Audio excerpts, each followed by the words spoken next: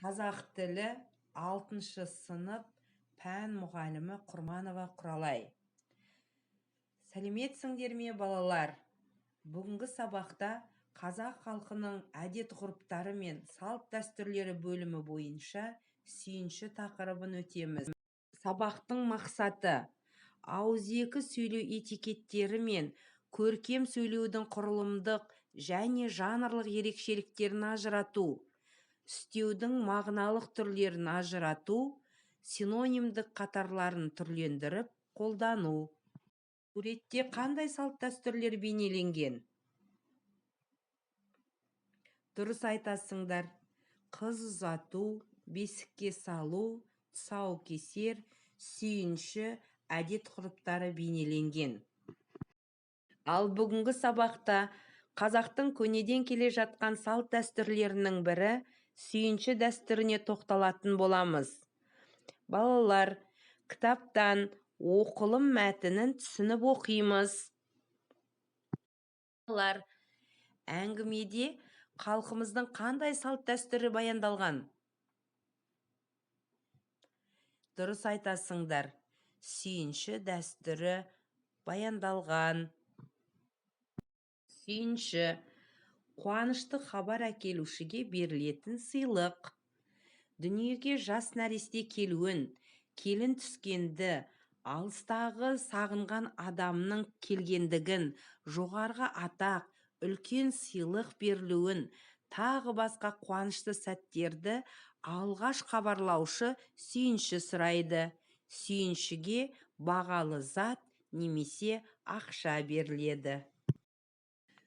Балалар, мәтінде кездесетін кіндік шеше, өкіл әке, шілдехана ұғымдарына тоқталатын боламыз. Кіндік шеше, жаңа туған нәрестенің кіндігін кескен әйел. Өкіл әке, жастар қосылғанда туған әкенің орнына әке болатын қамқор адам. Шілдехана, жас сәбидің дүниеге келу құрметіне жасалатын той. Сонымен қатар, бүгінгі сабақта үстеу, оның ішінде мезгіл үстеуі, сонымен қатар мысалдар келтіретін боламыз. Үстеулер, қимылдың, іс-әрекеттің әр алуан мезгілдік, мекендік, мөлшерлік, сындық, амалдық белгілерін, болу себебі мен мақсатын білдіретін сөз табы. Үстеудің мағыналық түрлері. Мағынасына қарай үстеулер мезгіл, мекен, мөлшер, сын қимыл, күшейткіш, мақсат, себеп салдар үстеулері болып бөлінеді. Мезгіл үстеуі. Мезгіл үстеулері қашан, қашаннан, қашанғы деген сұрақтарға жауап беріп, қимыл іс-әрекеттің жүзеге асу уақытын, мезгілін, мерзімін білдіреді. Мысалы, таңертеңнен кетті. Қашаннан кетті? Таңертеңнен.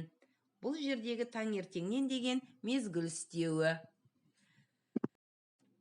Балалар, үстеулер құрамына қарай дара және күрделі үстеулер болып бөлінеді.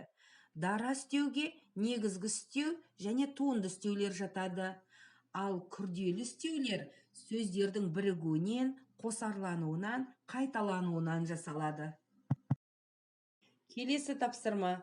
Төмендегі үстеулердің жасалу жолын анықта. Бүрсігүні, жаздыгүні, биыл, былтыр. Енді балалар, өздеріңді тексеріңдер. Бүрсігүні, жаздыгүні сөздері екі сөздің бірігуінен жасалған күрделі үстеулер. Биыл, былтыр сөздері түбір мен қосымшаға бөлшектенбейтін негізгі үстеулер. Екінші тапсырма. Мезгіл үстеулерін қатыстырып, өздерің көрген қуанышты оқиғаға байланысты сүйінші хабар туралы сипаттамалық ессе жазыңдар. Қорытынды. Қазақтың салт-дәстүрлері, сүйінші дәстүрі жайлы пайымдаулар жасадыңдар. Үстеулерді оның ішінде мезгіл үстеулерін ажыратып үйрендіңдер. Күрделі мезгіл үстеулерінің жасалу жолдарын түсіндіңдер.